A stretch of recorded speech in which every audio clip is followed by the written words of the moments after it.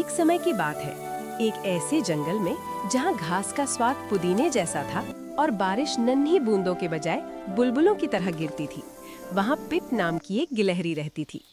पिप दूसरी गिलहरियों जैसी नहीं थी। जहाँ बाकी सब भूरी और स्लेटी थीं, पिप का रंग चमकीले आसमानी नीले जैसा था।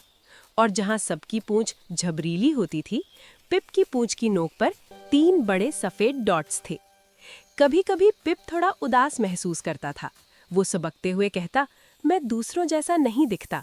लेकिन उसकी माँ उसकी नाक को धीरे से छूती और कहती, पिप, दुनिया को और भूरे पत्तों की जरूरत नहीं है, उसे और नीले सितारों की जरूरत है। एक सुबह पिप ने फुसफुसाते पत्तों के पुस्तकालय को खोजने का फैसला किया। ये एक जादुई जगह थी, जहाँ अगर आप ध्यान से सुने तो पेड़ कहानियां सुनाते थे। रास्ते में पिप को टोबी नाम का एक चमकता हुआ कछुआ मिला। टोबी एक चमकदार चट्टान पर उल्टा भसते आया था। उसके नन्हे पैर हवा में ऐसे हिल रहे थे जैसे वो आसमान में तैरने की कोशिश कर रहा हो। ओ प्यारे दोस्त, पिप ने कहा, क्या तुम ठीक हो? मैंने नाचने की कोशिश की, टोबी ने आह भरते हुए कहा। उसकी आंखों से एक छोटा सा आंसू टपक पड़ा। लेकिन मैं पलट गया और अब यहाँ फंस गया हूँ। पिप ने उसे छोड़कर आगे नहीं बढ़ा। उसने अपनी मजबूत नीली पूंछ से उसे तब तक धक्का दिया जब तक टोबी वापस अपने पैरों पर खड़ा नहीं हो गया। शुक्रिया पिप, टोबी ने कहा। ये चांदी का कंकड़ लो।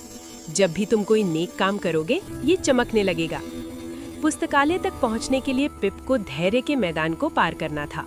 इस मैदान में रास्ता तभी दिखाई देता था जब आप बहुत बहुत धीरे चलते थे। पिप दौड़ना चाहता था, वो कूदना चाहता था, लेकिन जैसे ही वो दौड़ता, रास्ता ऊंची बैंगनी घास में गायब हो जाता। पिप नीचे बैठ गया। उसने एक गहरी सांस ली, नाक से अंदर, मुंह से बाहर। उसने एक लेडीबग को पत्ते पर रेंगते हुए देखा। उसने बादलों को हाथियों की शक्ल में बदलते हुए देखा। अचानक रास्ता सुनहरी चमक से जगमगा उठा, क्योंकि पिप शांत रहा और इंतजार किया। मैदान ने उसे सही राह दिखा दी। आखिरकार पिप जंगल के बीचों बीच पहुंच गया।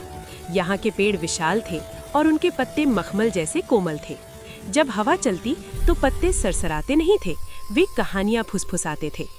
पिप सबसे बड़े पेड़ के नीचे बैठ गया। उसने अपनी आंखें बंद कर लीं। सुनो पिप, पेड़ ने फुसफुसाते हुए कहा, तुम आसमान की तरह नीले इसलिए हो ताकि पक्षियों को एक दोस्त मिल सके। तुम्हारी पूंछ पर डॉट्स इसलिए है ताकि तितलियों को बैठने की जगह मिले। तुम पिप हो और पिप होना ही सबसे बेहतरीन बात है। पिप को अपने सीने में गर्माहट महसूस हुई।